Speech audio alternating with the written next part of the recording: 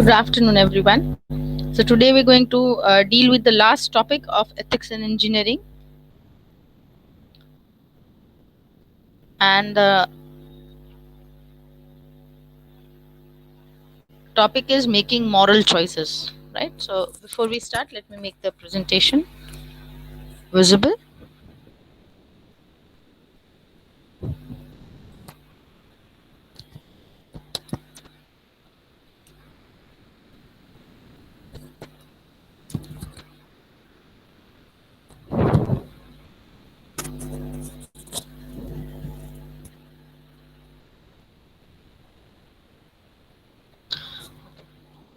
So making moral choices. We have been thinking and discussing about how ethics has been used in engineering.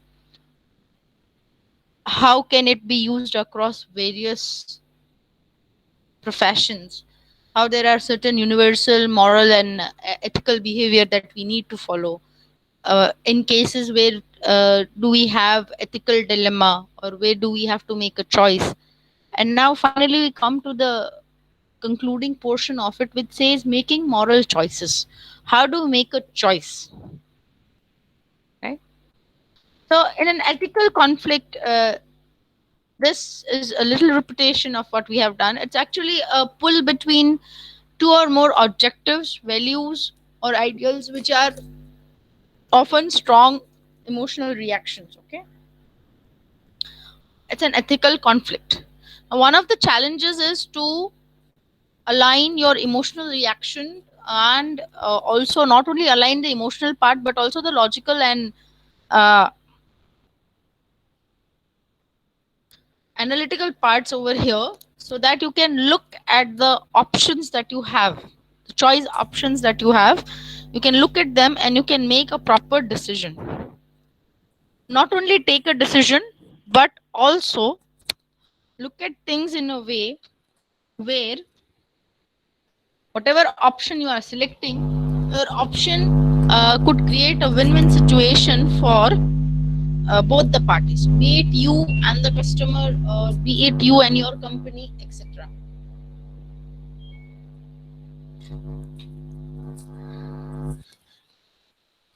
Now, why is it challenging? Because sometimes we get stuck between options that seem better when you look at it twice, when you look at it thrice, when you look at things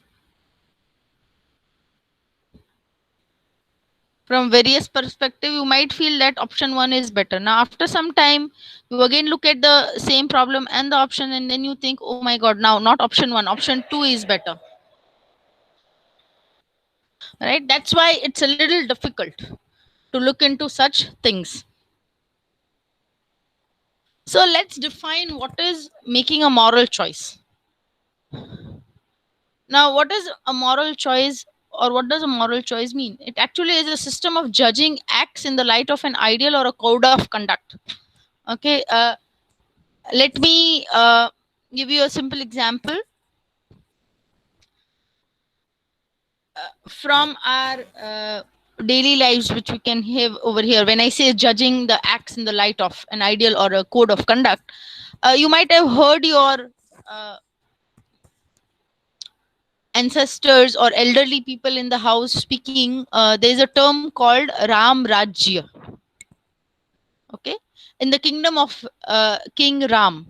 This is a mythological character that we have, a story that we have, and this person or this character called Ram is considered to be an ideal king. Okay, how is he an ideal king? Point 1, 2, 3, 4. They've got a list of points, and therefore the person is an ideal king. Now, why the example over here? It's actually a system of judging the acts in light of an ideal or a code of conduct, a code of conduct which has been followed from systematically being followed from generations, or systematically being followed from the existence of civilization. You judge it in that light. Okay, so that is what we mean over here. Now, there's one more definition by Haid, 2001. It means it's in the year 2001 when his book got published, and in the book, right? Judgments about the actions or the character of other people using a standard of comparison, the moral prescriptions, and the ideals of one's culture or subculture, which are frequently formalized in written or unwritten codes of conduct. Okay, here, if you see, the person has taken into account culture and subculture, right? Remember, every civilization, there would be, of course there would be certain universal codes of conduct, but then if you move forward, there is a code of conduct which belongs to a certain culture and which belongs to a certain subculture. Okay, which belongs to a certain culture, which belongs to a certain subculture, and from time to time they are written, or they are orally propagated in the form of stories. Remember, we used to have our grannies and our nannies would tell us moral stories, stories from Panchtantra, stories from Katha Sarit Sagar. Now, you might not know the book's name, but you might know the stories like the ant and the dove, where the ant helped the dove to escape from a hunter, or the dove helped the ant in a flooding river, by putting a leaf. Let's say, uh, and the story of the tortoise and the rabbit or the hare. Then the story of the crow. These different stories which our grandmothers used to tell us. It's not just a story. There's a moral behind it, a code of conduct behind it. Okay, they would explain, you see, now you should be like the dove. If you help somebody, you will also get help in return. You don't know in which form you will get help, but you will get help. No, then they have this concept of good deeds and bad deeds. You do good deeds, you go to heaven. You do bad deeds, you go to hell. Okay, every, not only our culture or not only our civilization, but if you look across the globe, you will find every civilization and every culture having its own stories. Okay, we have the concept of devil, we have the concept of let's say hell. If you go to the Western culture, they also have the concept of Satan, the devil, and the concept of hell. The seven types of hell. In our culture, we call it patar, or the seven layers, or the seven kinds of things happening, right? So that is why this codes of conduct, as I'm trying to help you with the terms that are used by this person to define it, codes of conduct can be formalized. They can be written in the form of stories. At the end of every story, there's a moral. Remember, we used to write, what's the moral of the story? People make you repeat it. What's the moral of the story? What do you understand from the story? That's why it's written, formally written as a story, and then at the end of it they write, so the moral of the story is, and then the moral, right? And then unwritten codes of conduct. Unwritten codes of conduct, as I said, the oral tradition that we have, or not only we have, people have it across the globe, right? So the oral traditions of passing on stories, the stories that our grandparents tell us, the stories that our parents would have told us, they are the unwritten codes. One. Two, what are the other unwritten codes? The other unwritten codes are codes that are followed in the family, and you observe and you'll get to learn it. Okay, let's say, uh, whenever we go to visit a religious place, be it a temple, a church, or any other religious spot, what do we do? If usually when you go to the temple, I'll give the example of a temple because I'm being visiting a temple, that's why. So what do? You remove your shoes outside the premises. You touch the steps when you climb up. You ring the bell. You fold your hands and you close your eyes. Who told you to do it? Is it written anywhere that you do like that? I've never come across anything which is written where they tell you remove your shoes outside the temple, or you cover your head when you are in the temple. You have to ring the bell. Nobody told us. But this codes of conduct, we have been looking at our ancestors doing it, our elderly doing it. And that's why unwritten codes of conduct that we follow. And that is why it is there in the definition. I hope I'm making things clear. So there are, please mark this as an important question. There are three different frameworks for ethical decision making. There are three different kinds of frameworks for ethical decision making. Kindly mark this as an important question. So, which is the first framework? The first framework is called the duty framework. Then you have got the consequentialist framework, and then the virtue framework. Okay, there is no fixed order of it. So, uh, if I one of us says that first the virtue, then the consequentialist, then the duty, it is all fine.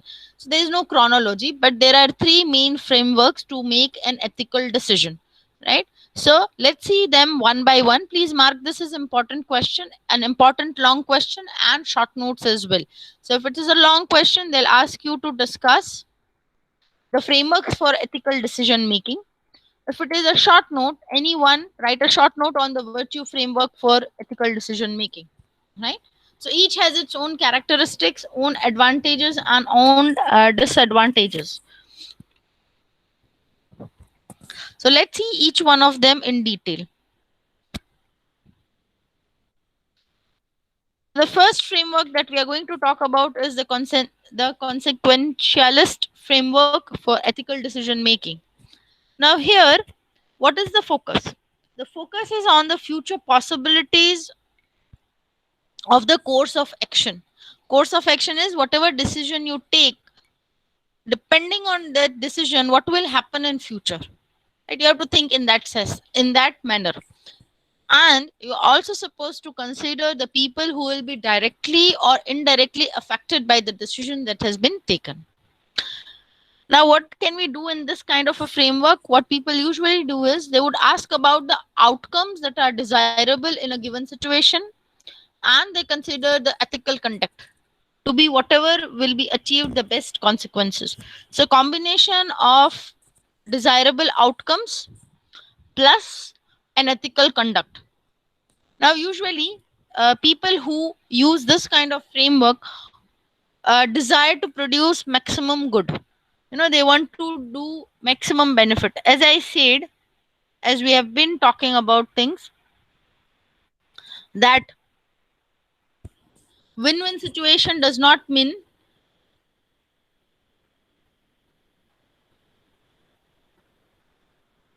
win-win situation does not mean that you have 100% profit. What it actually means is you would have maximum profit.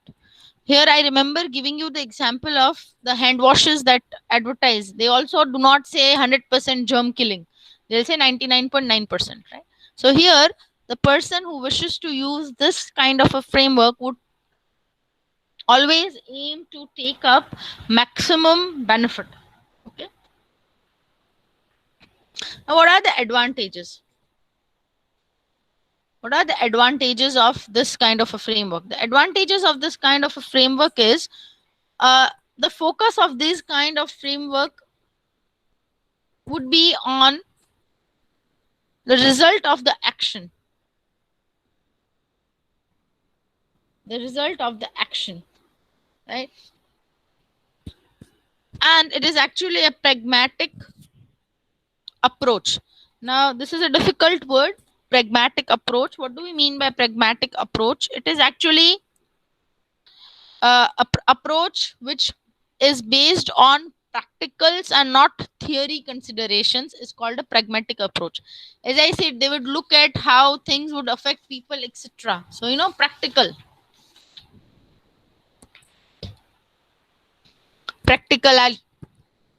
Moreover, they would also consider the number of people being benefited. And as I said, you cannot achieve 100% benefit for each person, but you may try to achieve maximum benefit. The second framework is the duty framework. Here the focus is more on the duties and the obligations that one has in a given situation. And the goal over here, or the focus over here, is to perform the correct action. Moreover, in the duty framework, the person pays more attention on following the moral rules regardless of any kind of outcome. Now, because they're going to follow ethical rules, because this framework focuses on, sorry, uh, focuses on following ethical rules at all cost, it also encourages respecting people. It also encourages respecting people and treating people with equal respect and dignity. So equality is one of the things that is focused in the duty framework. Now, what are the advantages and disadvantages? The advantages is it is working best in situation where there is a sense of obligation. So you are obliged to the society to help you study, and you want to give something back to the society. Now, one of the major disadvantages of this kind of framework is rigidity. As I said, you have to apply the notion of duty regardless of any kind of personal situation. Let's say you might not be at the winning side, you might be on the losing side, but still you have to take the decision in that way. That's one of the major disadvantages of this framework, that it is rigid. Rigid means it does not move or shake away from the duty that it has to do. The last one is the virtue framework. It actually identifies the character traits, be it positive or negative, that might motivate one in a given situation.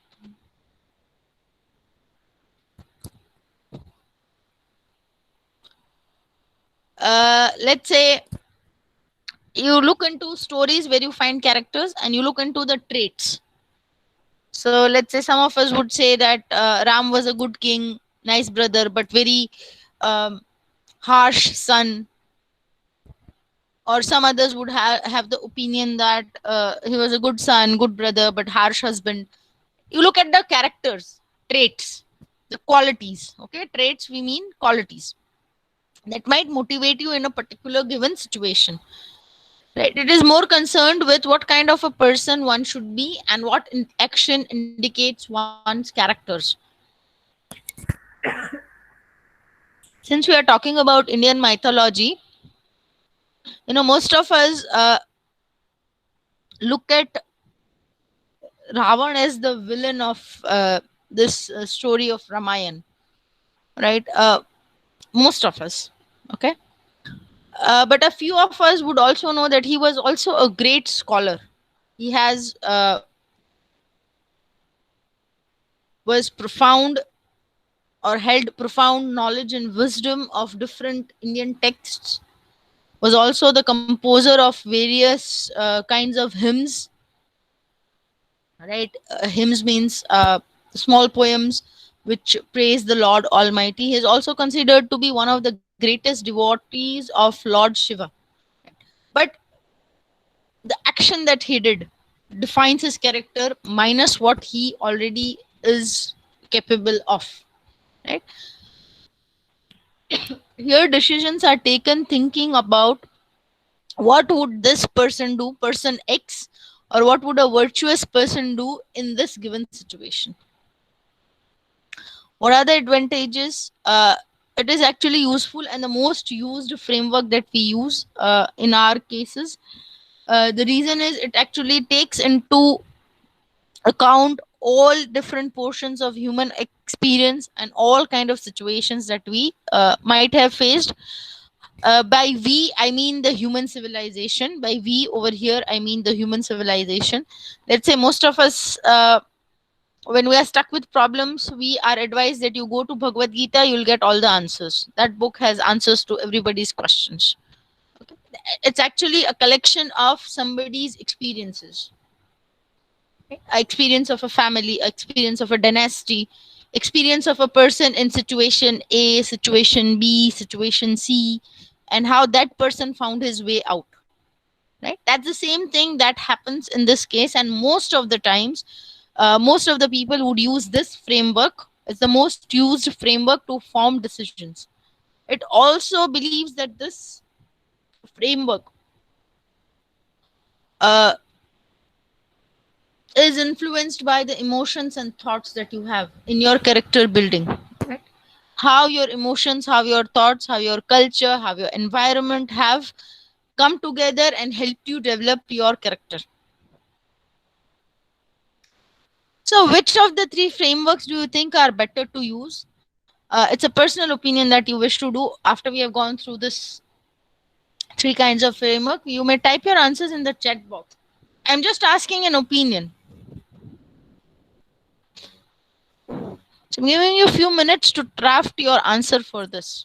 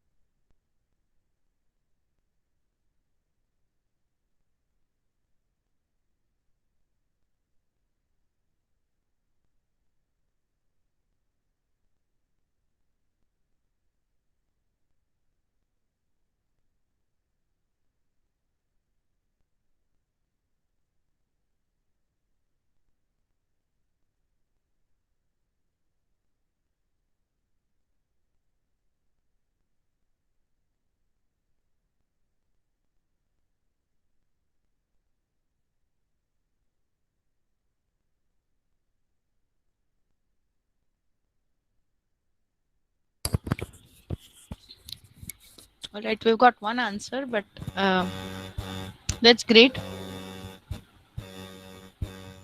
At least one answer. Right? Move ahead with it. So the ethical decision making process. Please mark this as an important question. You should know the process because it's a process. It has to be in chronological order, right? So first thing that you need to do is you need to define the problem and take time to do it. Just don't say that this is the problem. Okay.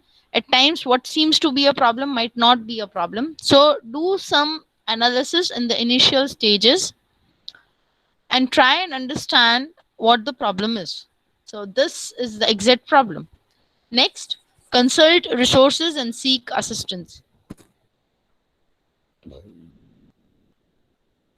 Remember, nobody is perfect and not everybody knows everything.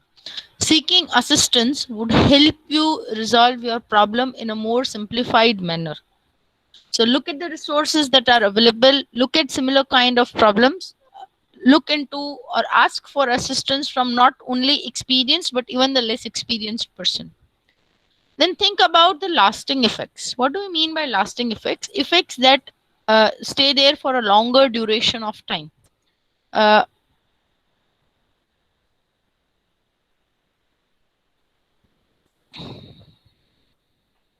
let's say you might be aware about the atomic bomb that was dropped on Hiroshima and Nagasaki.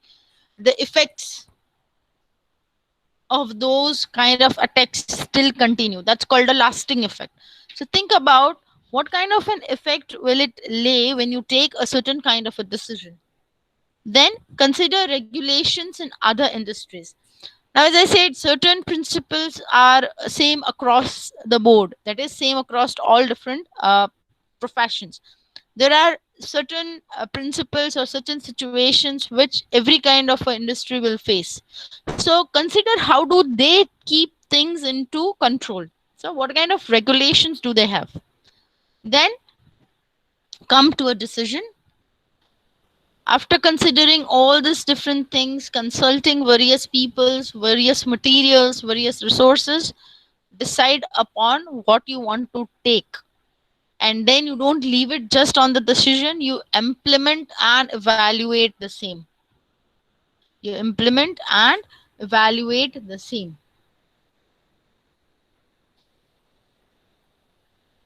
Right, so these are the steps for ethical decision making. These are the steps for ethical decision making. Okay, please mark this as an important question for exam point of view.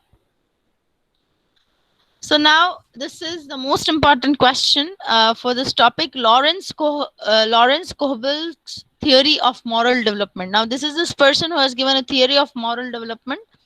He has divided the entire process of moral development into three topics, and further each of the three topics would have further two subtopics, that is six stages. Okay, he has designed and told us about the six different levels of moral development. Okay, now here again you cannot change the sequence, it is a chronological thing. So let's learn what he thought. uh, Lawrence proposed that people progress in moral reasoning based on their ethical behavior. It is actually his theory is based on the thinking of younger children throughout their growing period as adults. Now, how do you make your judgments? Depending on the age and the situation that you are in. Let's say younger children, when they make judgment, the judgments are based on the consequences that might occur. If I say this, what will happen? Whereas when you take older children, the children more elderly in age, they take their judgments based on their intuitions. This is what he has come to conclude after he studied a few of them. Now, if you look at the levels of moral development as given by him, basically there are three main levels, and each level has two sub levels. So, pre conventional level, conventional level, and post conventional level. If you see, they are in order of increasing importance and increasing understanding of ethical behavior and ethical uh, making choices ethically,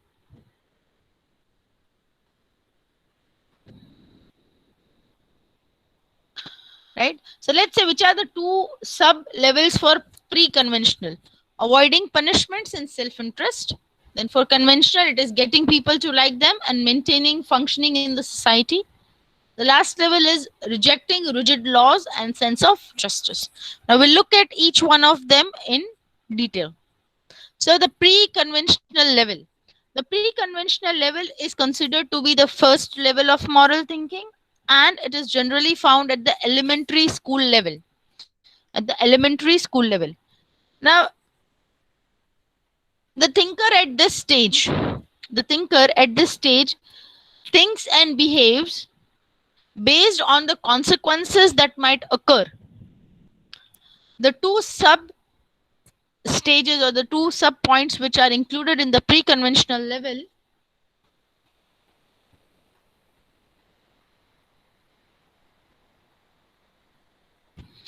are avoiding punishments and self-interest. So what are we trying to think at the avoiding punishment level? Here the thinker believes or generally thinks and believes that whatever judgment you make should be socially accepted as per the norms that are taught to you by some higher official.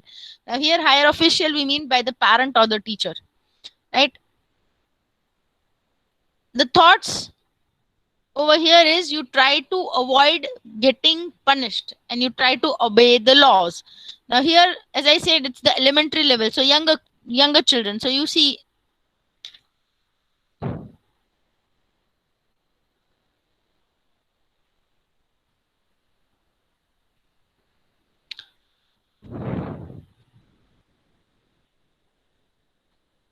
that young children, when parents say, you don't touch this, otherwise I'll punish you, say sorry, hold your ears, right? So the kid would try and make a judgment based on where he or she can avoid the punishment part. And then self interest. Here what happens is the decisions are taken or things are done keeping in mind what you will get in exchange as a reward. you know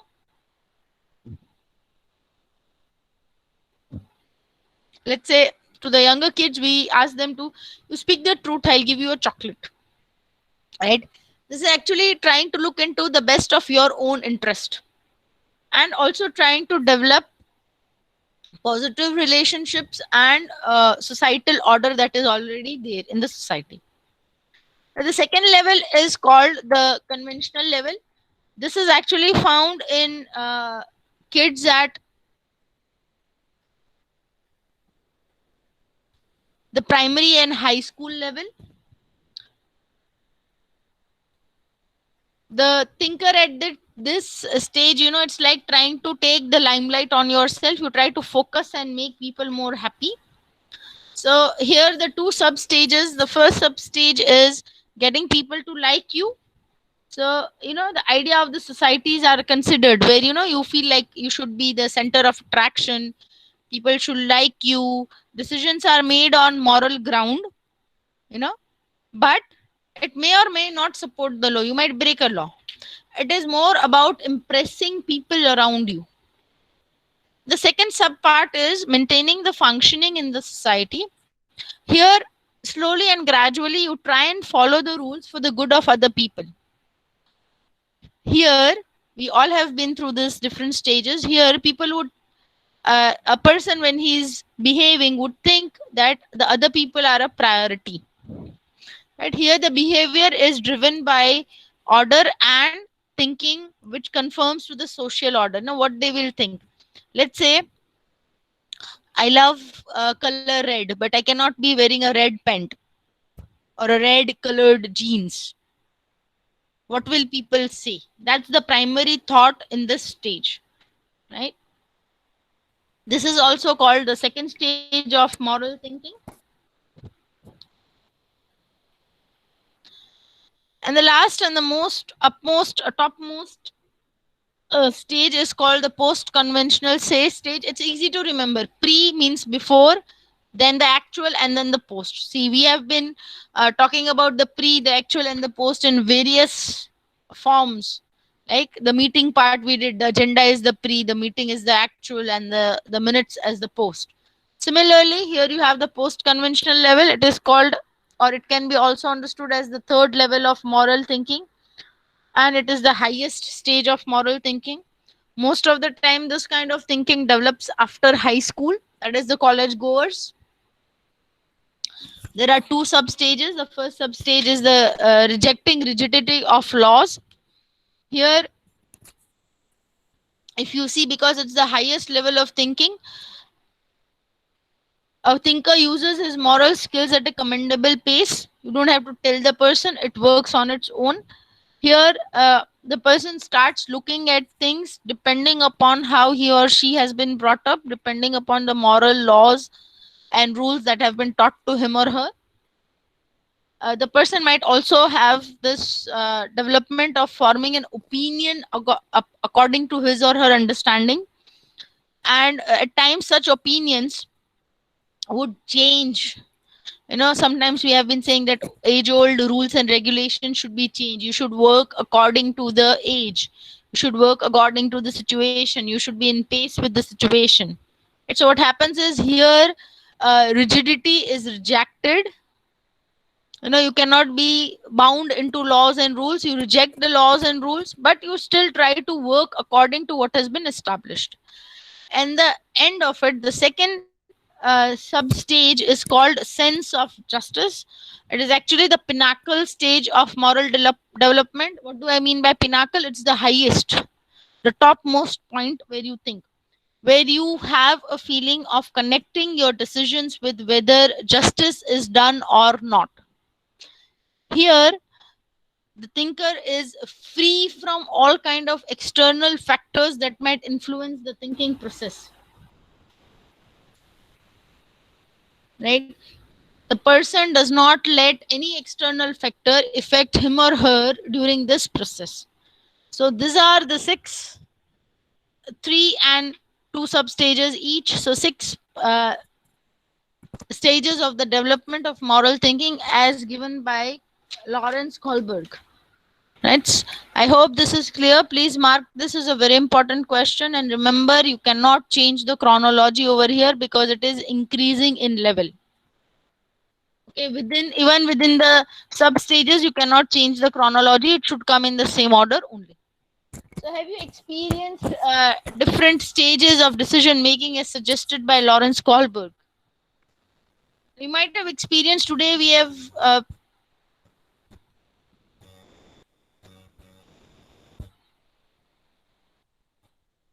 Today we just came to know about the different stages. We might all of us would have at some point of time in our life, we would have all gone through the stages.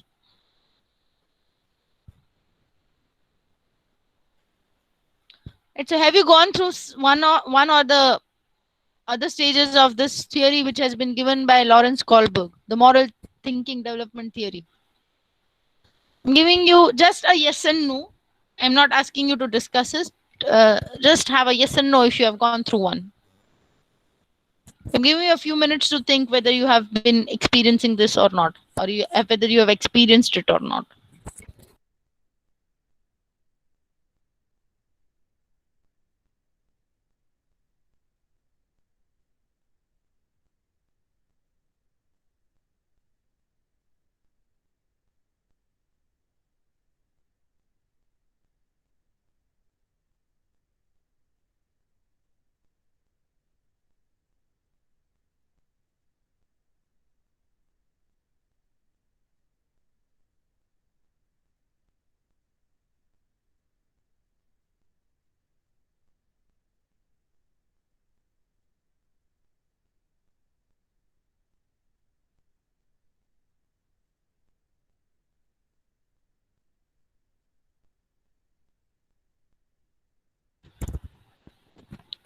Good to see that you can recollect different stages where you might have come across it, or you might have seen this happening in our society as well. Uh,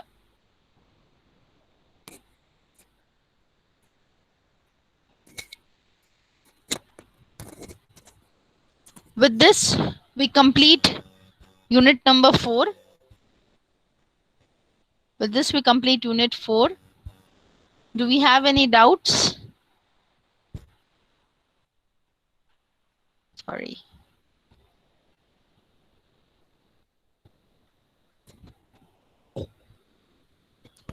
With this, we complete unit 4. Do we have any doubts?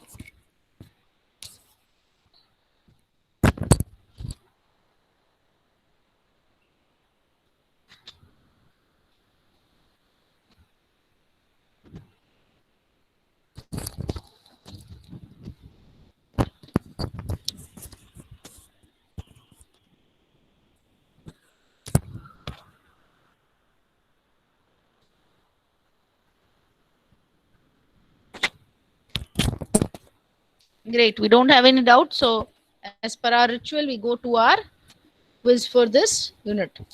Just give me a minute. I'll paste the quiz link for you.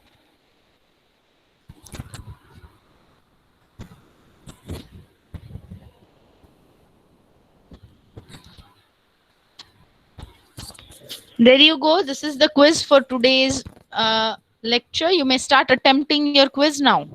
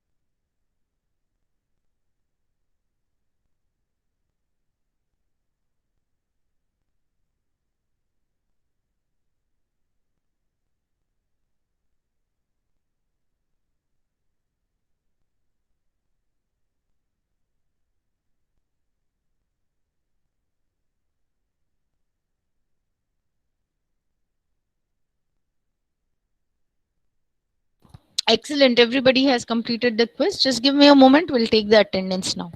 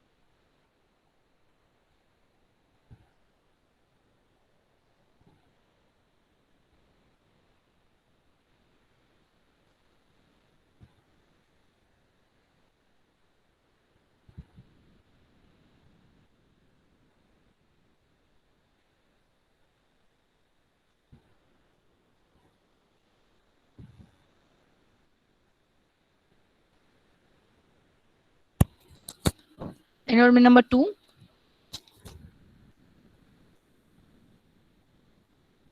attendance 2, 5, 8, 9, 10, 12, 16,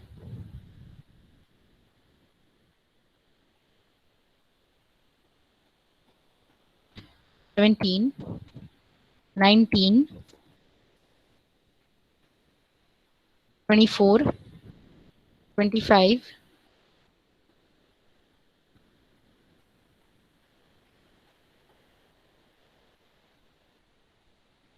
yes, Vishwa, I've marked you present. 26, 29, 31, 34, 35, 38, 44, 46, 47, 49, 50, 51, 53, 54, 56, 58, 65, 67, 69, sorry, 68, 69, 72, 73, 82, 85, 89, 91, 96, 100, 101, 102, 103, 106, 108, 117, 118, 119, 120, 121,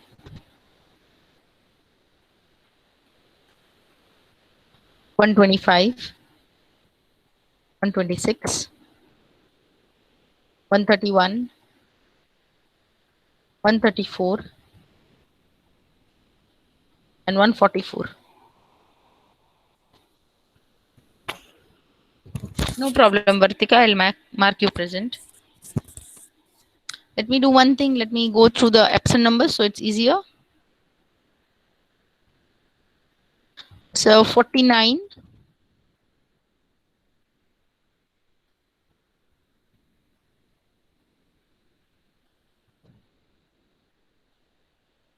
121, and 134. These are the absent numbers. Right? So as we have completed unit number 4, in the next session we will have our unit test for unit 4. All the material has been uploaded in the Google Shared folder as well as the e-content. You can refer to any one of them. Right. So unit 4 is completed. So next Tuesday when we meet, we will have our unit number 4 unit test. Thank you, class. Have a nice day.